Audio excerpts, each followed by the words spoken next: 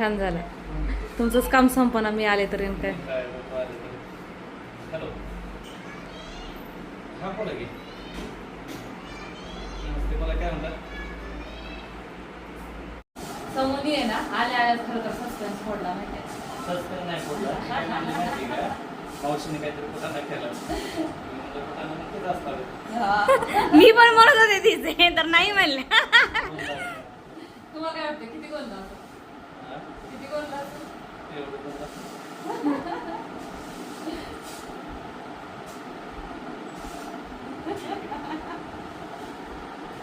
एवढ्याला माझे किती हालबे हाल झाले माहिती का. नाही ते काढायचं नाहीये ते आज उद्या पाण्यात भिजवायचं नाहीये आणि आज थोडंसं पसरलेलं दिसतंय ना मी मग ते नंतर निघून जाईल ह्यांना किती वेळा दीदीने इथं इतकं मोठं नाव टाकलंय भाऊजींचं भाऊजींचंच नाव नाही दुसरं नाही बोलतंय का असं म्हणते तेव्हापासून मी ह्यांना म्हणले की मला बोलायचं आहे ह्याच्या माझे नाव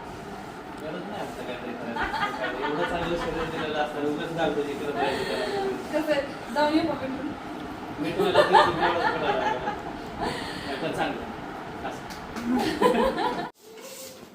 ताई बोल तुम्ही नव्हता का नाही तेव्हा एक पार्सल आलं होतं. होय का हो हे तुमचं पार्सल.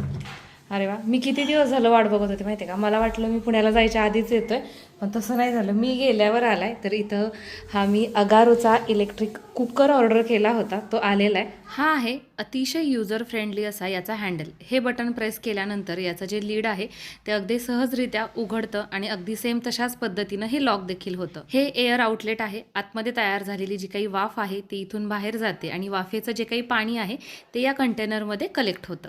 आता कुकर ओपन केल्यानंतर सगळ्यात अगोदर आपल्याला ही पॉवर केबल देण्यात आलेली आहे. याची एक बाजू अशा पद्धतीनं आपल्याला कुकरला लावून घ्यायची आहे आणि दुसरी पिन प्लगला लावून घ्यायची आहे. कुकर सोबतच हे स्टीमर देखील आपल्याला मिळतं. याच्यामध्ये वेगवेगळ्या भाज्या आपण वाफवून घेऊ शकतो. मेजरिंग कप देण्यात आलेला आहे आणि त्यानंतर अशा पद्धतीचे हे दोन स्पॅच्युला. कुकरचा सगळ्यात महत्त्वाचा पार्ट तो म्हणजे आपला हा कुकिंग पॉट. तर इथं बघू शकता हा 2.2 mm थिक आहे. 5 लेयर्सनी तयार करण्यात आलेला आहे त्यामुळे अन्न एकसारखं सगळीकडून शिजलं जातं सोबतच करपण्याचे चान्सेस नसतात. हा आहे याचा पॉवर पॅनल. याच्यावरती तुम्ही बघू शकता खूप सगळे फंक्शन्स आहेत त्याचा वापर करून तुम्ही तुमचा पदार्थ तयार करू शकता. जसं की ब्राऊन राईस आहे, प्लेन राईस आहे, सॉटे हा ऑप्शन आहे. अन्न तयार केल्यानंतर जास्त वेळ अन्न गरम राहावं यासाठी इथं तुम्ही कीप वॉर्म हा सुद्धा ऑप्शन निवडू शकता. खरं तर आहे ना भाजीची तयारी करत होते पण आता राईस कुकर तुम्हाला दाखवलाय म्हटल्यानंतर मी भाजीचा प्लॅन कॅन्सल करून आता मस्तपैकी एक पुलाव करणार आहे. आवडत का खायला मग काय राधिकाला भाताचे प्रकार म्हणजे आवडणार. पुलावचे तर खूप सगळे प्रकार आहेत पण राधिकाला खायचा होता पनीर टाकून केलेला पुलाव. तर त्याच्यामुळे ना मी सगळ्यात अगोदर इथं पॅनमध्ये खूप सगळं तेल टाकून घेतलेले कारण की मला पनीर हलकं असं फ्राय करून घ्यायचं आहे. कच्चं पनीर पण आपण वापरू शकतो पण कच्च्या पनीरने काय होतं चव थोडीशी म्हणावी तशी येत नाही. तर त्याच्यामुळे तेल टाकून घेतलेलं आहे. बटन चालू केल्यानंतर इथं आपण हा सॉटेचा ऑप्शन ऑन करतोय. पनीर तर अगदी थोड्याच वेळेमध्ये इथं तुम्ही बघू शकता पनीर आपलं छान अशा पद्धतीनं फ्राय झालेलं आहे. पनीर काढून घेतल्यानंतर आपण तेल परत एकदा गरम केलेले आणि याच्यामध्ये मी काही खडे मसाले टाकून घेते. यामध्येच आपण टाकून घेतोय कांदा. तर इथे आपला कांदा छान अशा पद्धतीनं परतायला लागलेला आहे. कांदा हलका असा परतल्यानंतर यामध्ये आपण आलं, लसूण आणि कोथिंबीरची पेस्ट टाकत आहोत 1 चमचा. आता याच्यामध्ये आपण टोमॅटो टाकून घेतोय. एक मोठ्या आकाराचा टोमॅटो अशा पद्धतीनं उभा चिरून घेतलेला. सोबतच मटार,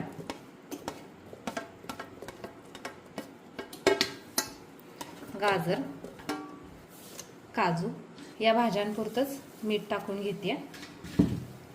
हलवून घेऊया आणि आता या सगळ्या भाज्या सुद्धा चांगल्या मऊसूद अशा शिजवून घ्यायच्या. अगदी थोड्याच वेळामध्ये इथं आपल्या ह्या भाज्या देखील छान अशा पद्धतीनं मऊसूद झालेल्या आहे. आता याच्यामध्ये काही बेसिक मसाले टाकते जसं की हळद आहे, काळा मसाला, कांदा लसूण मसाला, बिर्याणी मसाला आणि कसुरी मेथी. हे मसाले सुद्धा व्यवस्थित असे परतवून घेऊयात.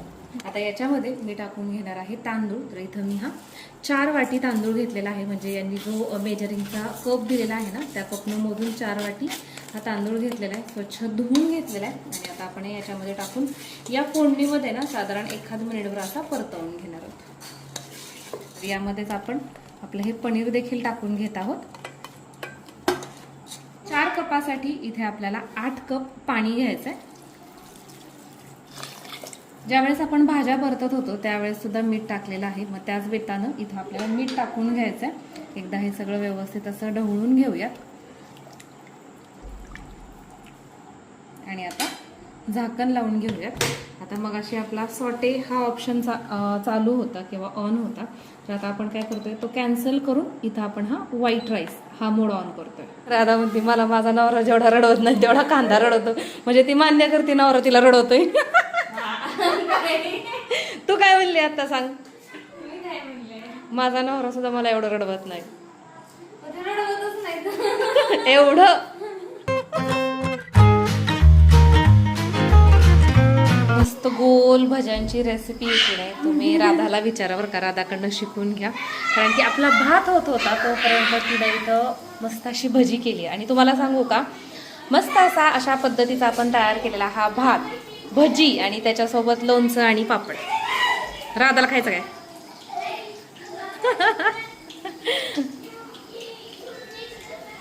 कशात राधासारखेच आहेत की नाही देखणे ग. माझी आहेत ना इतर अशी कामं किंवा स्वयंपाक होईपर्यंत मी हा कीप वॉर्मवरती ठेवला होता. तर त्यामुळे ना मस्त असा हा गरम राहिलेला आहे. आणि आता खायला घेऊयात. तर तुम्ही बघताय मस्त असा आपला हा व्हेजिटेबल पुलाव तयार झालेला आहे. तुम्हाला सुद्धा जर माझ्याप्रमाणे अगारोचा हा इलेक्ट्रिक राईस कुकर हवा असेल तर याची लिंक डिस्क्रिप्शन बॉक्समध्ये दिलेली आहे. नक्की चेक करा. हे ना आम्ही यावर्षी केलेलं लोणचं आहे बरं का. म्हणजे आईंनी हे लोणचं घातलेलं आहे. मस्त असा हा मेनू तयार झालेला आहे. तुमच्या तोंडाला पाणी सुटलं का. तुम्हाला मी भात दाखवते. अगदी छान एकसारखा असा शिजला गेलेला आहे किंवा तांदूळही कुठेही तुटलेला नाही आहे. या जेवायला. मग राधा कसा झालाय भात. नक्की का. राधाचं ताट बघा. राधाला साजेस. हा घे ना घे. एक काय 2 घास घे.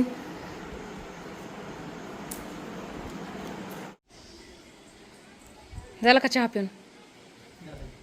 कसं काय वाटतंय. तर आहे ना बरेच दिवस किती दिवस झालं म्हणजे जवळजवळ 2 महिने झालं आमचं काम रखडलं होतं. म्हणजे किती दिवस आय्या मॅचिंग झाली. व्हिडिओत बघितल्यानंतर लक्षात आलं. आणि मला कळत नाही हसण्याला माझ्या का कमेंट येतात. कारण की आता जनरली आपण बोलल्यानंतर जर असं चांगलं बोलत असेल तर हसतोच ना. म्हणजे मी तरी रडत नाही. असं देत ना मग काय फरक पडतो. जरा जास्त हसती म्हणजे हसलेलं चांगलं असतं. कळलं का. आणि तुमच्या सगळ्यांमुळे माझ्या नवऱ्याला पण प्रॉब्लेम व्हायला लागला माहिती का माझ्या हसण्याचा. हे मला सारखे म्हणते तू जरा कमी हसत जा लोक कमेंट करते. मी त्यांना म्हणत असते मी बदलत नसते. मी हसते तर हसते. व्हिडिओमध्ये कमी हसायचं असं का. म्हणजे मी दुःखी नसेलच तर का व्हिडिओमध्ये दुःखी दाखवू का. असं हस की असं स्माइल ठेव चेहऱ्यावर पण रिॲक्ट असा आवाज करू नको असं त्यांचं म्हणणं आहे. एकेकाची पद्धत असते की नाही की बाबा एक कसं माहितीये का असं चांगली बातमी असली आनंदाचं वातावरण असलं तरी असं तोंड पाडून बोलतं किंवा म्हणजे ते माणूस कुठल्याच कंडिशनला हसत नाही. तसं एकेकाचं कसं असतं काही असलं तरी तो असं त्याच्या चेहऱ्यावरती स्माईलच असते. तशा पद्धतीचं आहे माझं काहीतरी. बरं असं द्या विषय आपला दुसरीकडे चाललाय. तर किती 2 महिने झालं आमचं हे अंगणातलं काम चाललं होतं. तर काय माहिती काय काम तर तसं छोटंच होतं पण ती माणसंच येत नव्हती. माणसंच मिळत नव्हती. आणि ते काम काही होत नव्हतं. ह्यानं यावं तर त्यानं येऊ नये तर काहीतरी होऊन सगळं शेवटी एक ताचं छान मस्त असं हे झालेलं आहे. आणि मी तुम्हाला आमचं अंगण दाखवते फायनली कशा पद्धतीचं दिसतंय. म्हणजे अशा पद्धतीचा आमचा हा सगळा पॅकेज झालेला आहे. आणि छान वाटतंय का सांगू का. कारण की खूप सगळी जागा होती वापरायला पण असं अव्यवस्थित होती. वर खाली होती किंवा असं तर पहिलं बांधकाम ह्यांनी जेव्हा केलं की नाही तेव्हा ह्या गोष्टी केल्या नाहीत. आणि मग त्याच्यामुळे कोबा होता आमचा पण कोबा खराब झाला होता. आणि अर्थात असं वर्दळ खूप आहे तर त्याच्यामुळे ते खराब झालं होतं. आणि हे आम्हाला कधी ना कधी असं करायचंच होतं. आता सगळेजण म्हणतील की ताई एक गोष्ट थोडीशी मिसिंग वाटते तर ती म्हणजे तुळशी वृंदावन. अर्थातच तुळशी वृंदावन हे आणायचं आहे लावायचं आहे पण त्यात एक गोष्टी होतात ना तर तशा पद्धतीचं आहे. आता हे सगळं झालेलं आहे ना तुळशी वृंदावन पण नक्की येईल. ते आणल्यानंतर मी तुम्हाला दाखवेल. अगोदर माझं प्लॅनिंग होतं की मी इथं असं दगडी वृंदावन आणेल. पण काय झालं माहिती आहे का हा सगळा भाग इतका असा उचलून आलाय की नाही तर मग ते मंदिराच्या एकदम असं पडद्या देवीच्या असंच ते तुळशी वृंदावन जाईल. ते नाही छान वाटणार. मंदिराच्या असं थोडंसं खाली ते छान वाटतं. त्यामुळे मी आता प्लॅन चेंज केला. त्यामुळे मी कशा पद्धतीचं तुळशी वृंदावन घेईल हे तुम्हाला येणाऱ्या पुढच्या ब्लॉगमध्ये समजेल. आणि तुम्हाला एक गोष्ट सांगू का, इतकं सगळं जण झालं बरं का, इतकं सगळं झालं आणि खूप गोष्टी इकडच्या तिकडं झाल्या आणि आमची खूप काही म्हणजे खराबी होतीच ना. तर आणि तुम्हाला दाखवते काय झालं ते. ही जी तुळस आहे की नाही ती म्हणजे किती दिवस झालं हे एवढंसं रोपटं होतं आणि बघा ह्याच्या मुळ्या पण सैल झालेल्या आणि आम्ही म्हटलं आता ह्या वर्दळीत ती तुळस टिकत नसते. ती तुळस टिकली, उलट छान अशी बहरलेली, तिला मंजुळा देखील आल्या आणि ती आहे ना बघा ह्या काडीच्या सपोर्टवर आहे. ही सारखी हवा आली की अशी खाली पडते. आम्ही पाया पडायला आलं की तिला असं हे करतो. मी जेव्हा नवीन तुळशी वृंदावन घेईन ना त्याच्यामध्ये म्हणजे शक्य होईल तसं हे ना असं बाजूला काढून आणि ही माती आहे तशी त्याच्यात ठेवेल. कारण की बिचारीने एवढ्या ह्याच्यात पण आमची साथ सोडली नाही आणि सोडली नाही की नाही शिवाय एक नवीन पण रोप असं छान असं उगवून आले. हे रोप मनानेच उगवून आले तर त्यामुळे छान वाटते. कारण की इतकं सगळं इथं पसारा होता पण ह्या तुळशीकडे बघितलं की छान वाटायचं. हे बघा हे असं झालेलं आहे आणि तुम्हाला आता दाखवतो तिकडं तिकडे ना म्हणजे अर्थातच तुम्ही एका अगोदरच्या ब्लॉगमध्ये पाहिलं असेल की घरामध्ये सगळीकडे पसारा पोते कुठं तेलाचे डबे हे ते तसं होतं. कारण की बाहेर अंगण खूप होतं पण असा आडोसा नव्हता किंवा निवारा नव्हता. त्यामुळे भाऊजींना त्यांचं सामान बाहेर ठेवता येत नव्हतं. त्यामुळे आतमध्ये सगळा तो राडा होता. पण त्यातला सगळा राडा आता इकडं शिफ्ट झालेला आहे कारण की एक रूम काढली पत्र्याचीच आहे.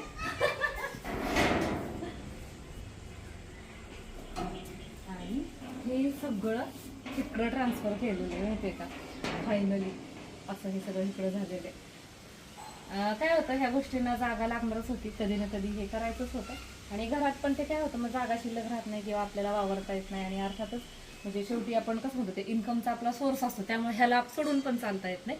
त्यामुळे होतं एवढ्या दिवस घरात पण आता झालंय बाहेर पण अंगण होतं मग इकडं हे सगळं मॅनेज केलेलं आहे. आणि एक अशी भक्कम रूम इकडं तयार झालेली आहे त्यांच्या सामानासाठी. आणि शिवाय पहिल्यापासून आहे ना त्याला आवरण्यापेक्षा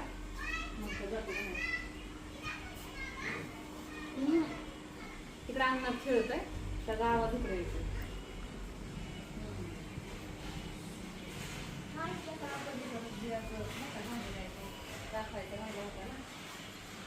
दीदीचा फोन आला आणि आमची दीदी आहे ना माझं शूट चालू असलं की सारखं फोन व्हिडिओ पाहिला की काय म्हणते मध्ये पण माझं शूट चालू असलं की तिला तरी फोन येतो ना तर मम्मीचा तरी फोन येतो. बरं ठीक आहे चला. आणि ह्यांना चहा केलता तो चहा त्यांना बहुतेक आवडला नाही आणि किती छान चहा झाला मी पिले आपल्या दीदीला बघून. चला तर मग हे बघा इकडं म्हणजे मी तुम्हाला फक्त हे आत्ता दाखवते फक्त फरशी बसून झालेली आणि कंपाऊंड झालेले पण आणखीन ह्याच्यामध्ये असं बरेचसे आपण चेंजेस करूयात जे असे छान दिसतील किंवा काहीतरी बघूयात जसं जसं समोर येईल तसं चेंज करूयात. पण इथे एक नळ काढायचा आहे त्यामुळे इथे असं केलं आहे. आमची पहिली द्वारकाधीशची पाठी इथं कुणी ठेवली काय माहिती. आणि इथं आहे की नाही इथं आता खाली थोडंसं मातीने भरून घ्यायचं. जी झाडं शिल्लक राहिलेली आहेत म्हणजे खराब झालेली नाही ते पण तसेच राहू द्यायचे. गुलाबाचे वगैरे त्याला गुलाबं खूप छान येतात त्याच्यामुळे मग ते परत नंतर त्याला येतीलच फक्त माती भरून घ्यायची. आणि जी जागा शिल्लक आहे त्या जागेमध्ये आणखीन परत दुसरी झाडं किंवा काही म्हणजे असतातच ना असं रोपटी गुलाबाची हे ते किंवा शोची झाडं ते लावून घ्यायच्यात. इथं आमच्या मागच्या साईडला ना आम्हाला इकडं जाताच येत नाही. देवाला जर गोल फेरी मारायची म्हटलं की नाही तर इथं असं खूप सगळं इथं टाकी आहे आमची खरं तर. आणि त्या टाकीचा इथं स्लॅब होता इथं असा खड्डा होता इथं एक नारळाच्या झाडाचं असं खोड होतं ते सगळं जाऊन असा इतका मोठा परिसर तिथं तयार झालेला. म्हणजे इथं म्हटलं तरी आम्ही आमच्या गाड्या अशा लावू शकतो आडव्या 2 व्हीलर ज्या काही आहेत त्या. मंदिर आता उद्याच्याला स्वच्छ धुवायचं कारण की ह्या सगळ्या गडबडीत ते पण खूप घाण झालं माती सगळं घालतं. आणि अशा पद्धतीनं ते सगळं दिसतंय. तर कसं वाटतंय कमेंट करून सांगा.